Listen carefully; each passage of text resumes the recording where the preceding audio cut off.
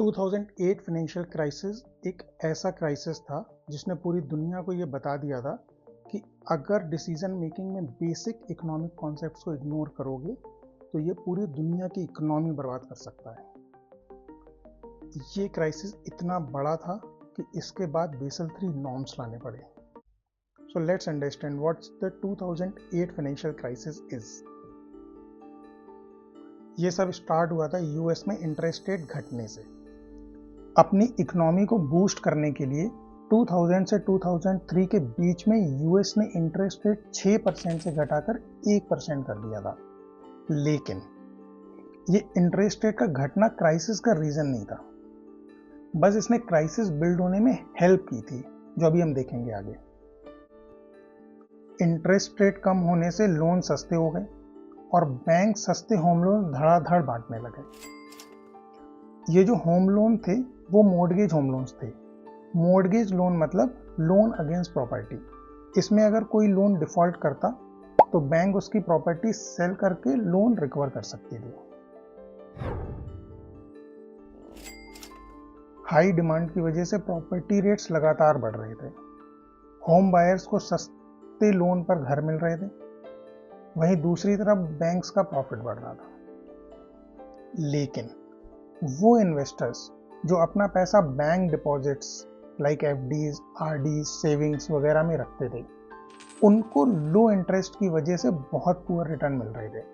इसलिए इन इन्वेस्टर्स ने बैंक में पैसा रखना बंद कर दिया और न्यू इन्वेस्टमेंट अपॉर्चुनिटीज खोजने लगे। यहाँ पर इन्वेस्टमेंट बैंकर्स ने इस अपॉर्चुनिटी का फायदा उठाया और वो एक इन्वेस्टमेंट प्रोडक्ट लेकर आए जिसको बोलते हैं कोलैटरलाइज्ड डेट ऑब्लिगेशन और सीडीओज।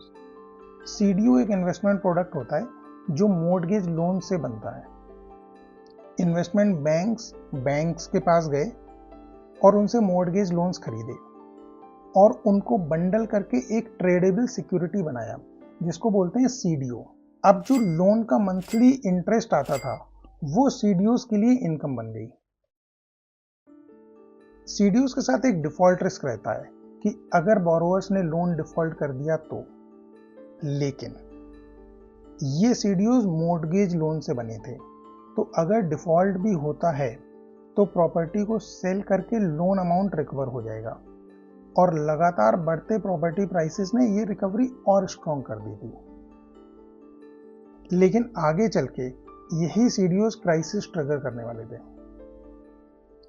सीडीओज बहुत पॉपुलर हो गए थे और इनकी डिमांड पूरी दुनिया में बढ़ रही थी।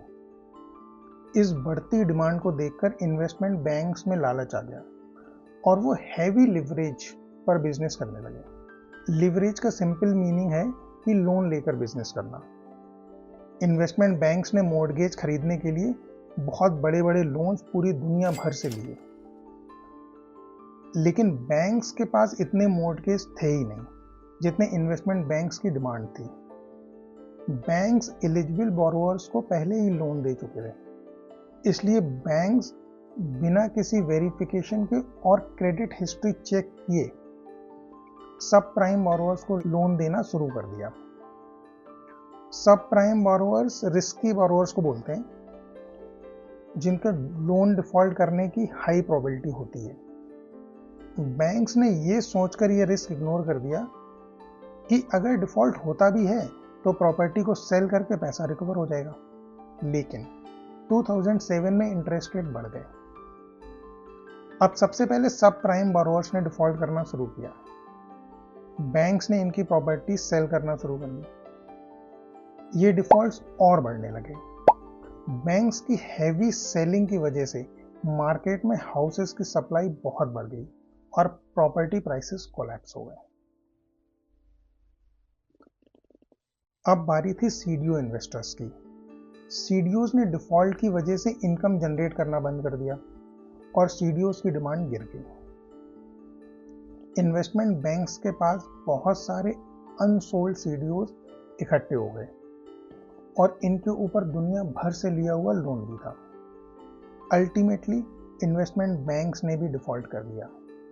इससे एक ग्लोबल क्राइसिस ट्रिगर हो गई। अब क्योंकि सीडीओज के इन्वेस्टर्स एंड इन्वेस्टमेंट बैंक्स के लेंडर्स पूरी दुनिया भर में थे, बैंक्स के ऊपर ह्यूज एनपीएस थे, सीडीओज इन्वेस्टर्स का सारा पैसा डूब गया, इन्वेस्टमेंट बैंक्स बैंकरप्ट हो गई और जिससे इन्वेस्टमेंट बैंक्स ने पैसा लिया उनका पैसा भी डूब गया। इसलिए जो ग्लोबल क्राइसिस ट्रिगर हुई उसने हर किसी को, हर सेक्टर को और हर लेवल पर जाकर अफेक्ट किया, and this was 2008 financial crisis.